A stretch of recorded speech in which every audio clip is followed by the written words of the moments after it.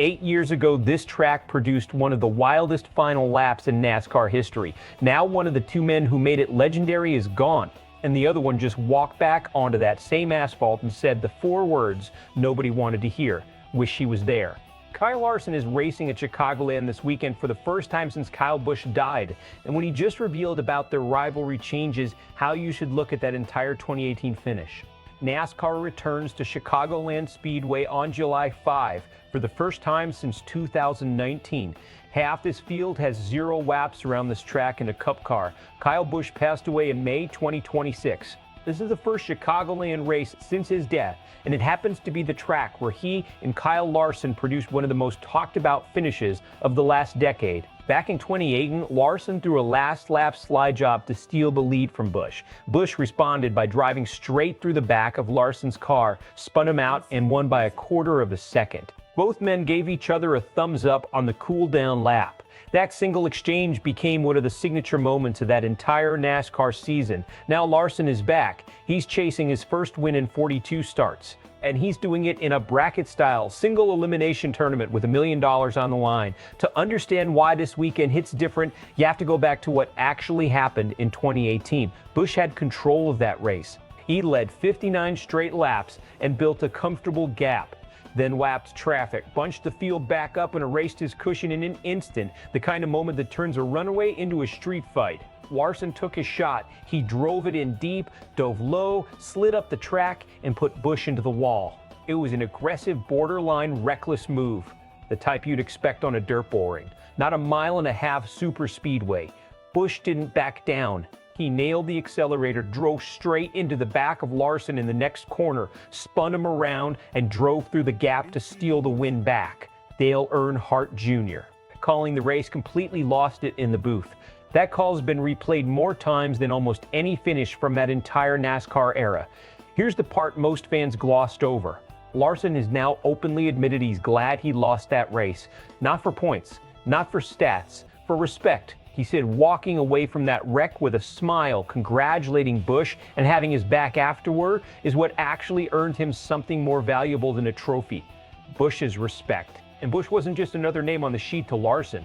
By his own account, Busch was the one competitor in the entire garage he measured himself against more than anyone else. That's the emotional backdrop walking into Sunday. This isn't just a track coming back onto the schedule. It's the site of the moment that partially defined Larson's relationship with the driver he respected most. And that driver isn't walking through the garage this weekend. Now let's talk about why this race matters on pure competitive terms. Because there's a real chess match happening underneath the emotional storyline. Larson has not won in 42 Cup starts. That is a brutal drought for a driver of his caliber, and it's the kind of streak that starts generating outside noise even when the underlying speed is still there. This weekend gives him about as favorable a setup as he's going to get to end. Start with the data. Among active drivers who've made multiple starts at Chicagoland, Larson holds the best average finish in the track's history.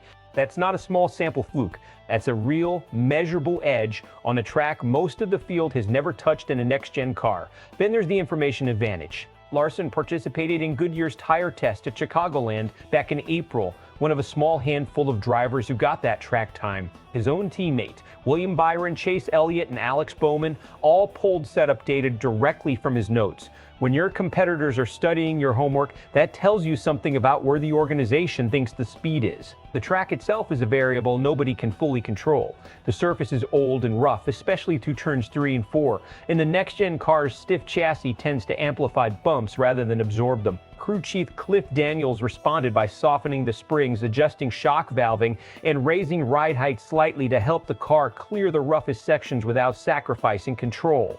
The tire test data also flipped the strategic approach. The surface held grip better than the team expected given its age, which shifted the setup priority towards stability over pure tire conservation. That's a calculated bet, trading a bit of long-run tire life for a car that's more predictable through the bumps. If it pays off, it should show up strongest late in a run, exactly when tournament racing gets desperate. But here's the threat that changes the whole equation. Denny Hamlin. He also ran the April tire test, and there's a strong argument he's the best pure tire manager on intermediate ovals in the sport right now. If this race stretches into long green flag runs, Hamlin becomes the single biggest obstacle standing between Larson and that trophy. Add in the bracket format. This isn't a normal 400-lap points race, it's single elimination. Larson draws his own teammate Byron in the opening round, which means before he can even think about Hamlin or the rest of the field, he has to get through one of his own. One bad restart, one late caution at the wrong time, and a season-defining shot at this track disappears in an instant. Is leaning in his stability over tire preservation the smart call? On paper, yes. It plays to Larson's strength as an aggressive, field-based driver rather than a pure tire manager.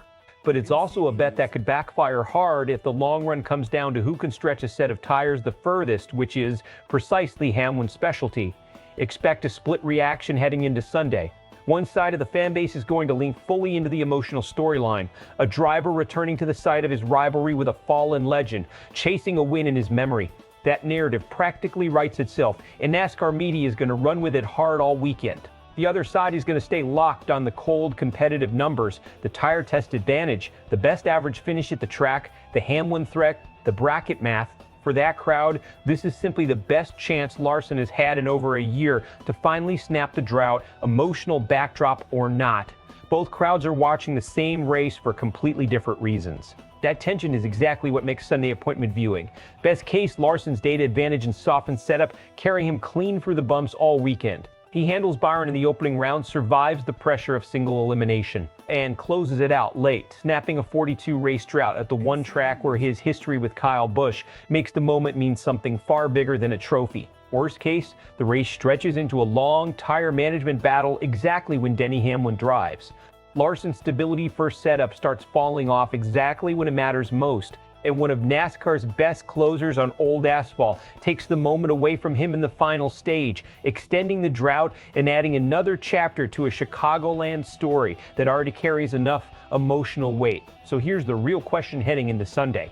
Is Kyle Larson's data edge enough to overcome Denny Hamlin's tire management on an aging, bumpy racetrack? Or does this become one more agonizingly close finish that adds to a 42-race winless streak? Drop your prediction in the comments right now. Best case or worst case. I want to see the split.